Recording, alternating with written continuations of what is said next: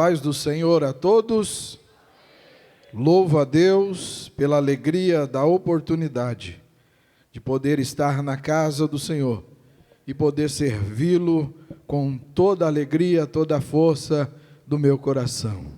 Deus seja bendito mais uma vez por essa oportunidade.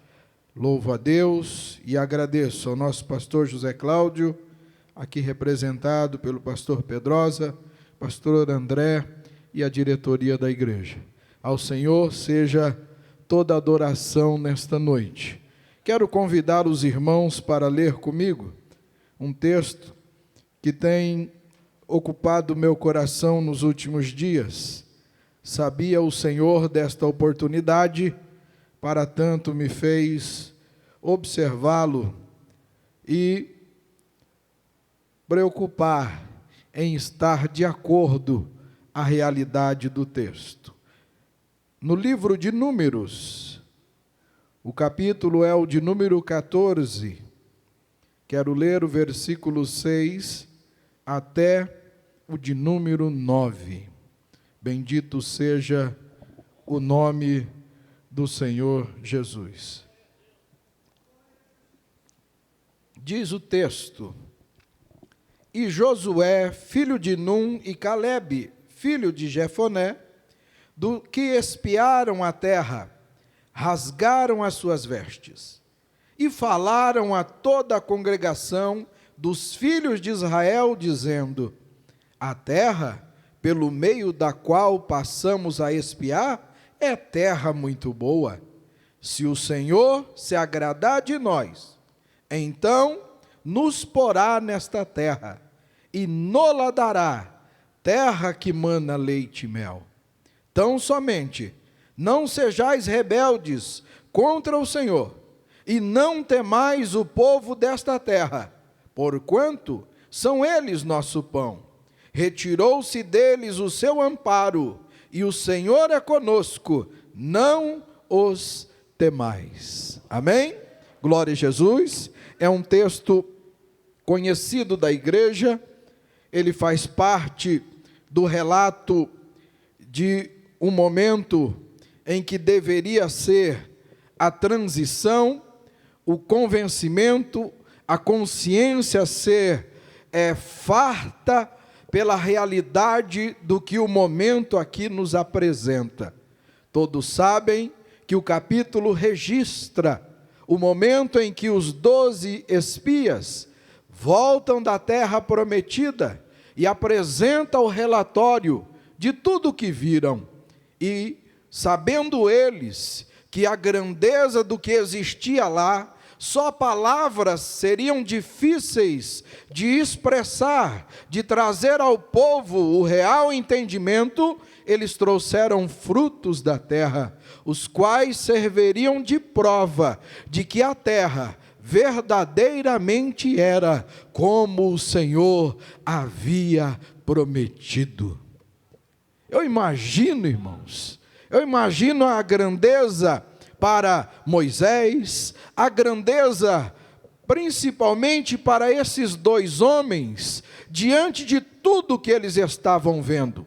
Sem dúvida, Josué e Calebe não fez questão de fazer meia vista enquanto olhavam e caminhavam pela terra. Eles foram honestos no relatório, eles foram claros em participar do depoimento dos 10 espias, mas também cheio de fé e de convicção, e certos de que Deus é o mesmo, e Deus que havia prometido, como Paulo diz, aquele que começou a obra, ele não para no meio.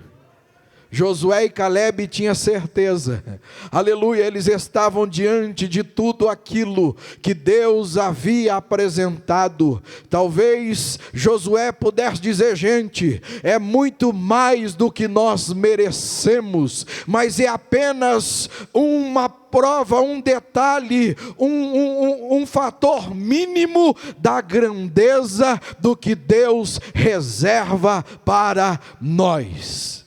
Eu imagino com isso, eu penso, irmãos, a grandeza que Deus conduz a igreja nos dias atuais, a maneira que os dons espirituais são manifestos no meio da igreja, a forma que Deus tem atuado, demonstrando que estes dons, que este poder, que essa manifestação é apenas uma prova do lugar que nos aguarda, exatamente na proporção como Ele prometeu. Aleluia! Eu penso dessa forma, e entendendo que os frutos que ali foram, que acompanharam os espias, que eles trouxeram da terra que foram espiar, servia de testemunho da grandeza daquele lugar. Os dons espirituais, a manifestação do Espírito, é exatamente para deixar a igreja tranquila quanto ao lugar que nos aguarda, quanto ao novo céus e nova terra, trazendo para nós a realidade deste destino que aguarda aqueles que vivem e fazem a obra de Deus. Mas deixa eu te lembrar, o mesmo preço que custava para aquela nação entrar na terra, custa para a igreja adentrar nos céus. Josué conclui: gente, a terra é exatamente boa, verdadeiramente mana leite e mel. A terra produz alimento tão saudável que os que moram lá são gigantes, de tanta saúde, de tanto desenvolvimento que eles têm, pela beleza, pela grandeza da terra. Aleluia, aleluia. Mas eu imagino que Abraão, lá no seu lugar de descanso, estaria dizendo: oh meu Deus, está chegando a hora da minha família tomar a posse do lugar que Deus me prometeu. Aleluia, eu imagino a grandeza do momento envolvendo a certeza de tudo que Deus havia dito a Abraão. Quando ele mandou Abraão: anda, caminha, vai, daqui da onde você está vendo até onde você enxerga é seu, pode pisar, pode caminhar. Ele não conseguiu construir uma casa, ele não conseguiu fixar residência em uma cidade, sabe por quê? Porque ele estava demarcando a terra para que a sua nação tomasse posse. Se ele não tivesse fé, ele dizia: Deus, um terreno 1000 por 1000 tá bom, porque só vai nascer Isaque. Mas Deus havia dito: conta as estrelas, conta a areia, porque esta vai ser a nação. Então quanto mais ele peregrinava, ele dizia: meu filho vai morar aqui, meu filho vai morar aqui, meu filho vai morar aqui. Então ele não tinha pavor, não tinha desespero, não tinha preocupação de ficar morando aqui, morando ali, morando acolá, porque ele sabia que ele estava demarcando a terra para a sua família vir morar nela. É o pensamento que eu tenho quando Jesus diz: eu vou e vou preparar lugar, porque eu quero que aonde eu esteja, vós estejais também. Agora Jesus, pela sua grandeza, não precisou ser um peregrino para demarcar lugar, mas o seu sangue na cruz foi suficiente, que João, quando ele viu o Cordeiro sendo adorado, a multidão dizia: porque com seu sangue ele demarcou um novo céus e nova terra, e com seu sangue comprou para Deus de toda tribo, raça, língua, nação, aqueles que querem morar lá. Oh, aleluia! Abraão, na sua peregrinação, demarcou Jesus com seu sangue. Ele inaugurou, ele consagrou, ele construiu, ele apresentou, ele edificou, ele trouxe à realidade um lugar para a igreja. Mas o preço de entrada é o mesmo. Versículo 8: se o Senhor se agradar de nós. Esse era o preço, essa era a realidade que eles precisariam atingir. Este era o fiel da balança de Deus. que de um lado estava colocado suas vidas, suas ações, suas palavras, e tinha que se equilibrar e trazer satisfação de Deus para colocá-los ali. Por que que as nações estavam sendo tiradas de lá? Porque nenhuma delas agradaram a Deus. Então Deus não poderia trocar 6 por meia dúzia. Não é só porque eram filhos de Abraão que mereciam entrar na terra, não. O crivo de Deus precisa ser atendido se o Senhor se agradar de nós. Ele estava dizendo: se o Senhor agradar do meu pai, Ele me coloca lá. Não, Ele diz: olha, a atitude aqui é individual, é cada um por si, para dar conta do seu direito de entrar neste lugar de descanso. Se o Senhor se agradar de nós. Você já pensou no peso que tem essa expressão? E como é importante pensar nela para que a gente se organize no jeito que vamos viver neste mundo? Pedro diz que aqui a gente tem que andar como peregrinos e forasteiros. Às vezes eu desagrado esse, desagrado aquele, porque eu não faço de acordo da maneira que ele pensou, ou como eram as suas expectativas. Mas a nossa vida nessa terra, em nenhum segundo, ela pode trazer desagrado a Deus, que é aquele que nos aguarda nas mansões celestiais. Josué destacou dizendo: aleluia, se o Senhor se agradar de nós, então nos porá nessa terra e nos-la dará. Aleluia. Bendito seja o nome do Senhor. Aleluia. O Espírito de Deus conhece as nossas vidas, os nossos pensamentos, nossas palavras. E é Ele quem me conduz a dizer: precisamos a cada dia mais nos preocupar em agradar a Deus. Ele é nos apresentado nas Escrituras, com diversos títulos, nomes, com diversas realidades. Ora, Deus é apresentado a nós como alguém parecido ou semelhante a nós, no quesito de sentimento, no quesito de ações, aleluia.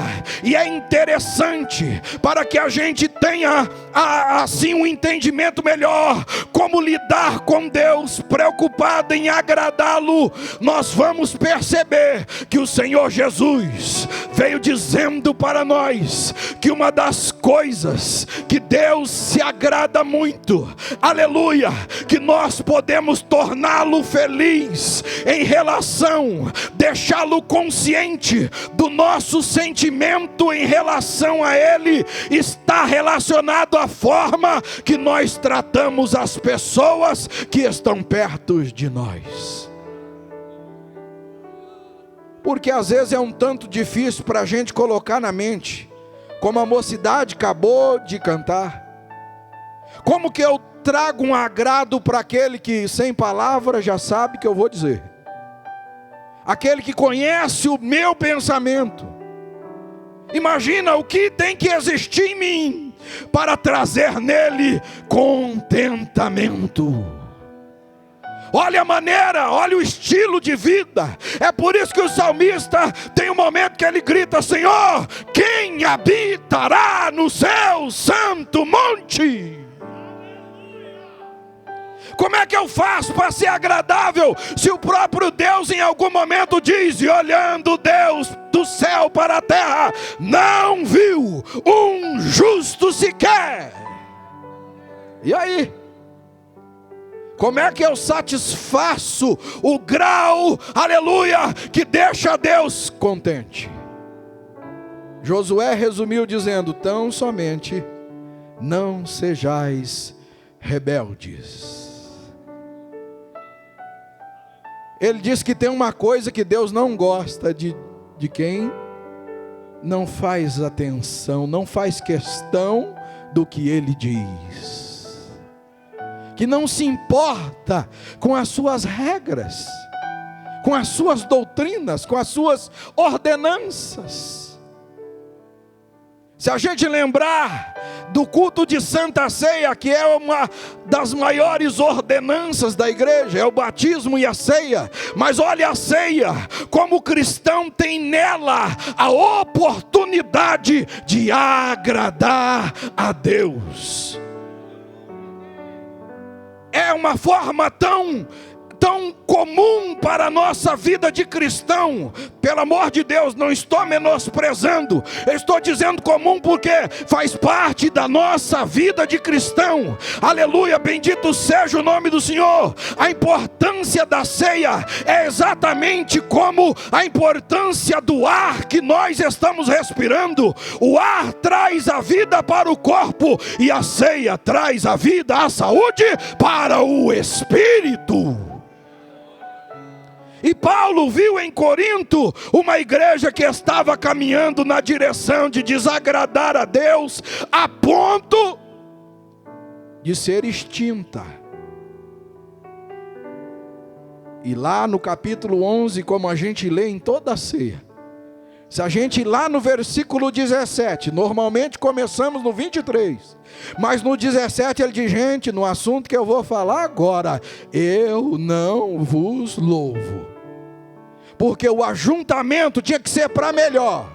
Vocês deveriam ajuntar aqui, e deixar Deus feliz, e fazer Deus lá no céu dizer: para serafim, para querubim, porque eu estou ouvindo a igreja, eu estou recebendo adoração. Olha lá, olha como eles valorizam a forma que eu demonstrei amor, olha como eles retribuem o gesto de graça, o gesto de gratidão e de bondade.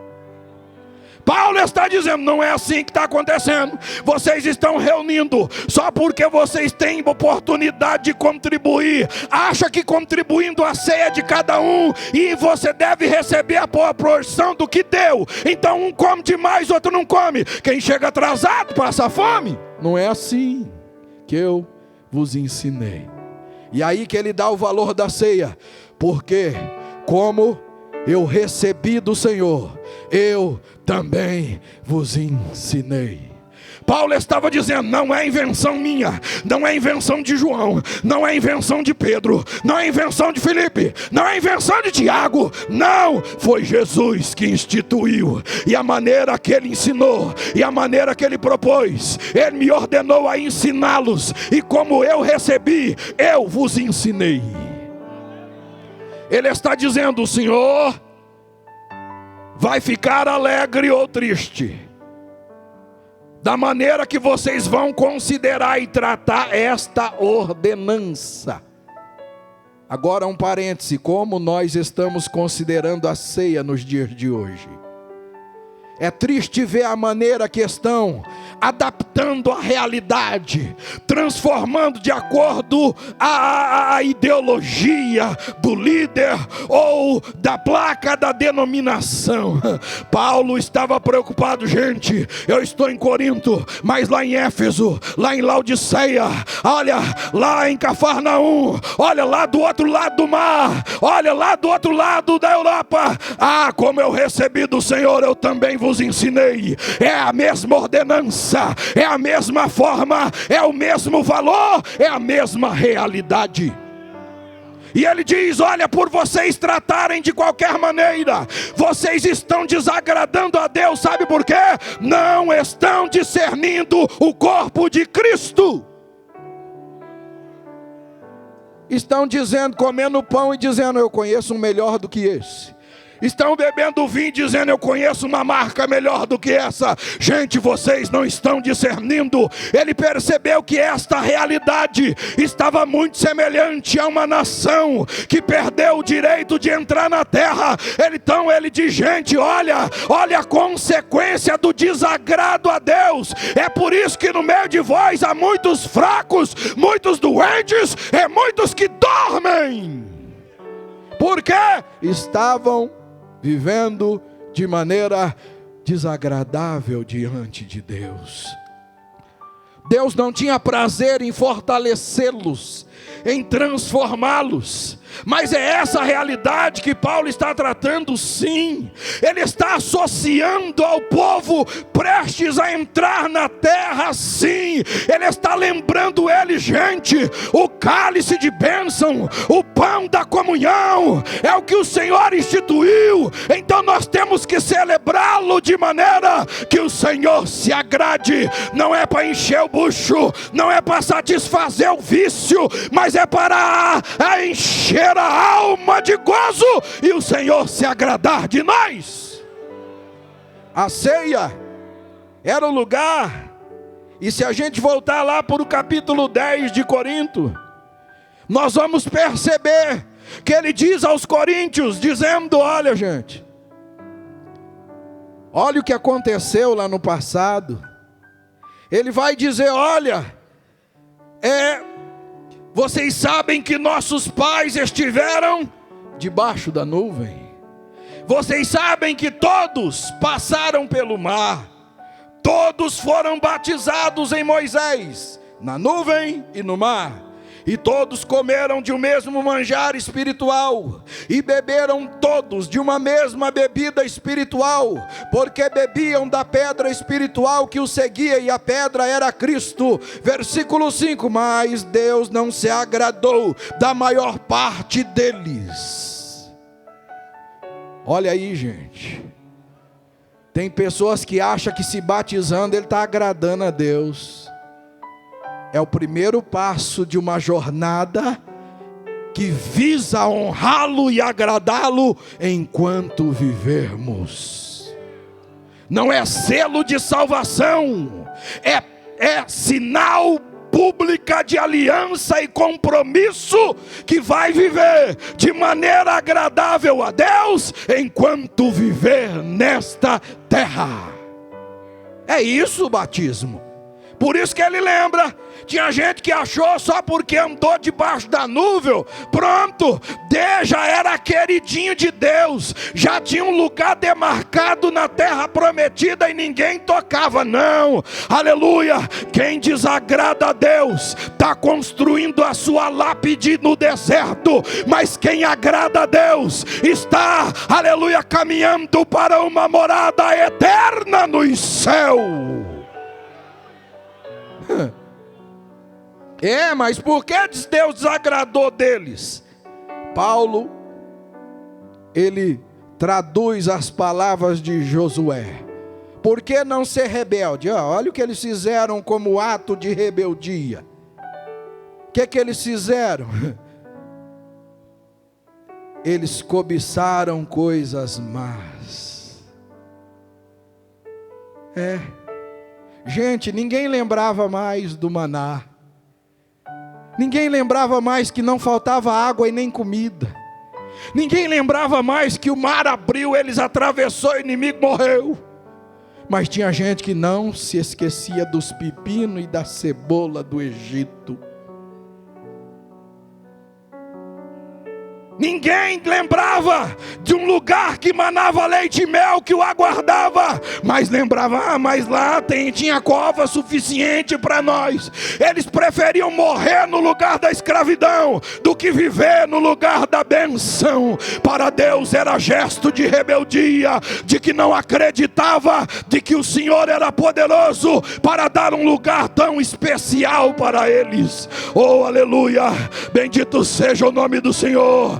Eu sou autorizado pelo Espírito Santo a te dizer: não deixa o sentimento de prova momentâneo fazer você ter pensamento, produzir palavras ou ações que desagrade a Deus, mas que a prova venha fazer como Tiago diz: mostrar que você é precioso como ouro, mostrar que você é precioso como ouro e é provado pelo fogo. Oh, aleluia!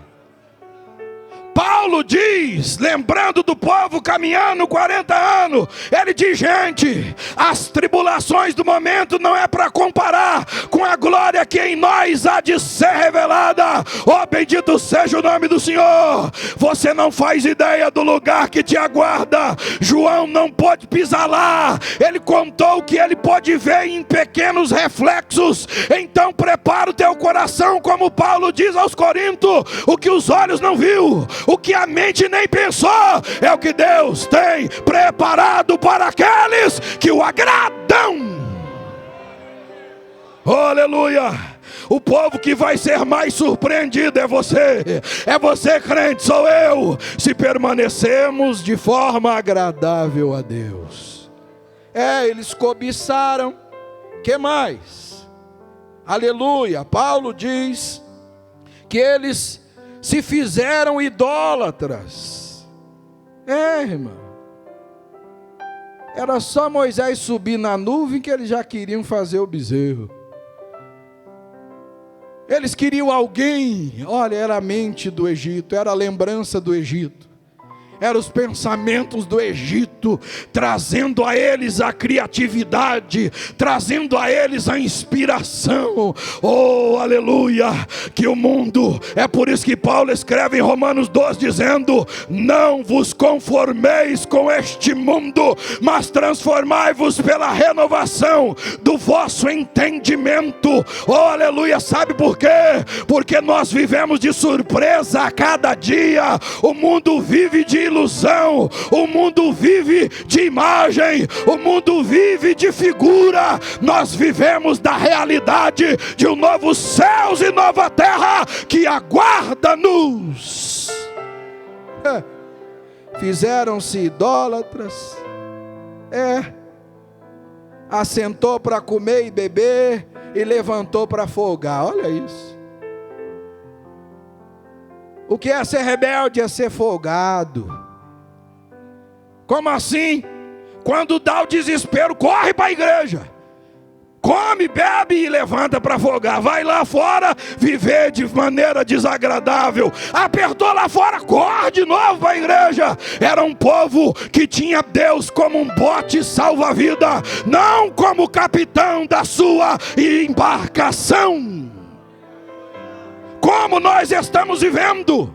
Será que só corremos para o joelho quando o nosso dinheiro não dá, quando o plano de saúde não cobre, quando o patrão não resolve, o amigo não ajuda? Aí a gente lembra da oração. Ei, temos que viver de maneira agradável, porque o céu nos espera.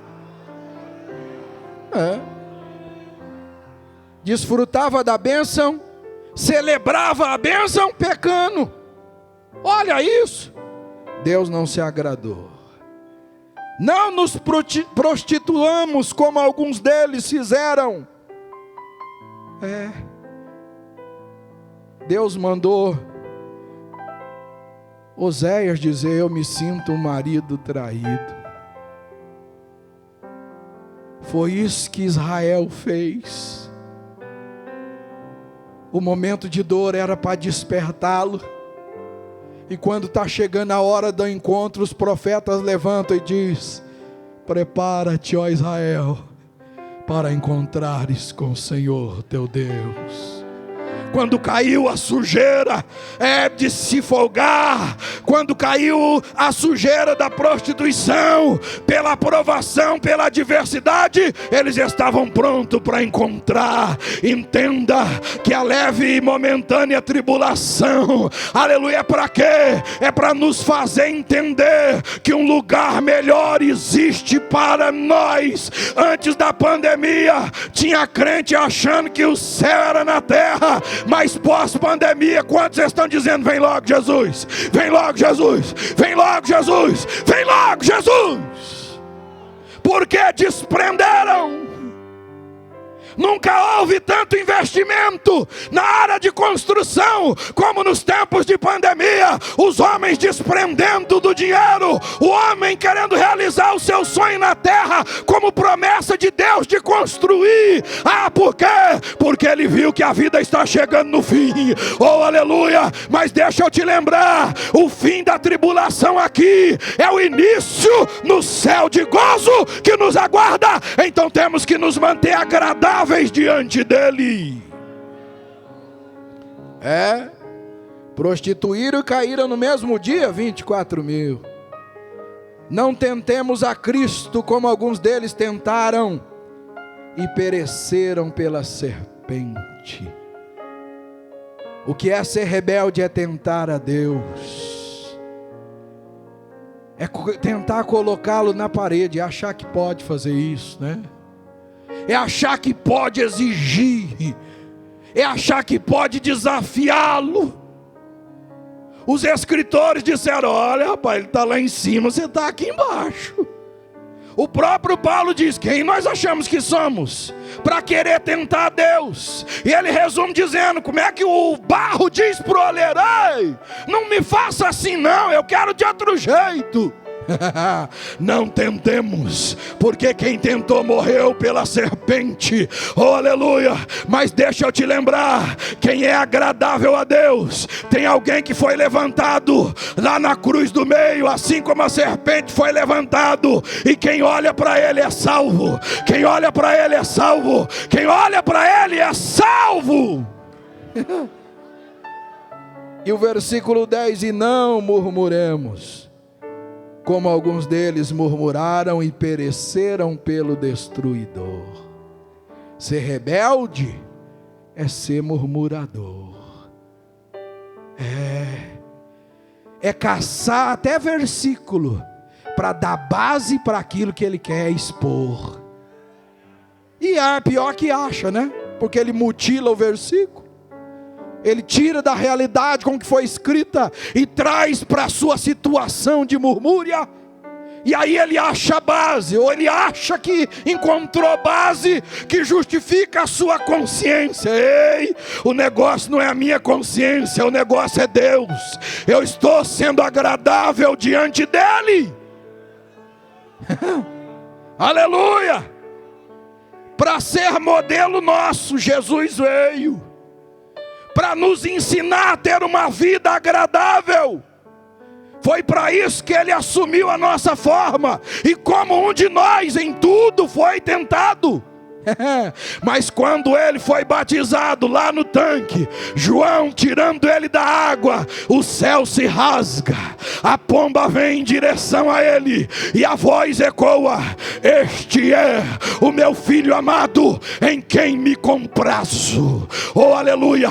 Cada vila que Jesus andava, Deus tinha o mesmo sentimento. Cada coxo que ele passava perto, Deus continuava tendo o mesmo sentimento. Em meio a cada multidão que Jesus entrava, Deus continuava tendo o mesmo sentimento. Este é o meu filho amado, em quem me comprazo.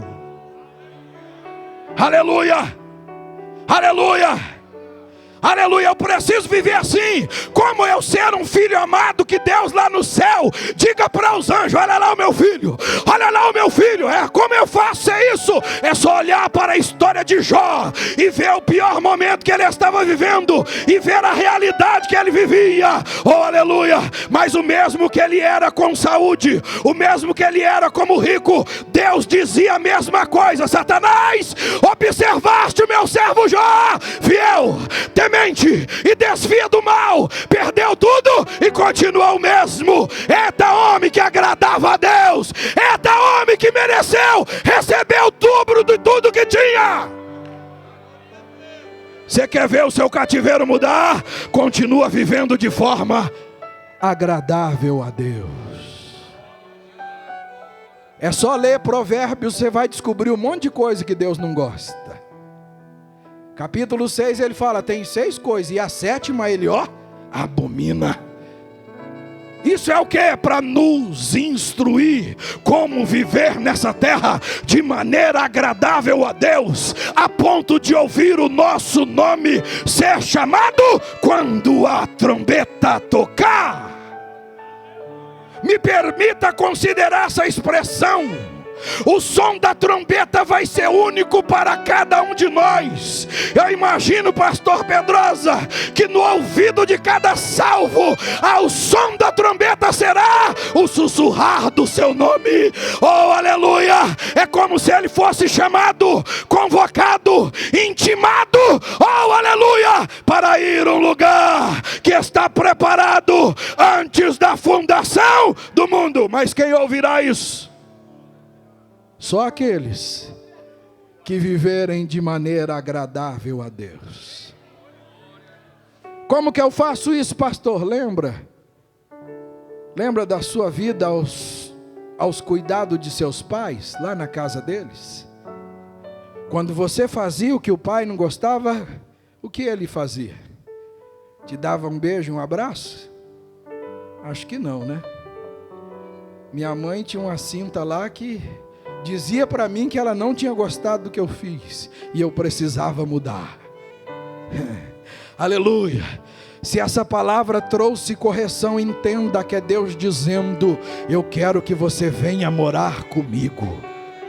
E se tem alguém que entrou aqui e não conhece Jesus ainda e não o recebeu como Salvador, eu quero dizer, este é o gesto de maior expressão. Sabe por quê? A segunda palavra que Josué usou, primeira, não sejais rebelde. Ele diz: olha, gente, não tema o povo deste mundo. Ele está dizendo: tenha fé em Deus, acredite em Deus, confia em Deus. Então ninguém vai no céu se não tiver Jesus como Salvador. Tem alguém que deseja recebê-lo hoje? Ou quem sabe você desagradou a Deus a ponto de deixar de morar, de deixar de frequentar a casa dele? Você tem a oportunidade hoje de reconciliar. E no seu gesto de fé de reconciliar, iniciar uma caminhada nova de maneira agradável a ele. Tem alguém? Aleluia, ali está uma mão levantada. Aleluia, que quer, aleluia, a igreja, adore ao Senhor, se coloque de pé. Alguém acompanha ali este que levantou a mão. Oh, bendito seja o nome do Senhor, porque é uma alma preciosa, aleluia, que vai viver de maneira que o Senhor se agrada, que vai viver de maneira digna, como filho de Deus, em um mundo corrompido. Paulo diz: quem agrada a Deus na terra é como o astro que brilha no meio de uma geração corrompida. Aleluia, tem uma segunda vida que deseja reconciliar ou receber Jesus. Aleluia, o segredo é viver de maneira agradável. Glória a Jesus. Ali está mais uma vida. Aleluia, bendito seja o nome do Senhor. Os anjos fazem festa e a igreja adora. Os anjos fazem festa e a igreja adora. Por uma alma, por duas almas que se arrependem. Aleluia. Ore comigo por elas, Senhor meu Deus. Aqui estão essas vidas que foram alcançadas pela voz do Espírito Santo. Que elas, Senhor, entendam que o levantar de mão é um gesto público e definitivo para que elas caminhem contigo e na tua presença. Que os teus anjos a acampem ao redor e que o sangue de Jesus Cristo os purifique de todo pecado e os ajude a caminhar de forma liberta, transformada e convicta na salvação a partir de hoje. Em nome de Jesus, recebe, escreve o nome delas no livro da vida, ó Pai. Perdoa os seus pecados, enche do Espírito e fortalece na caminhada de fé até a vinda de Jesus. Amém.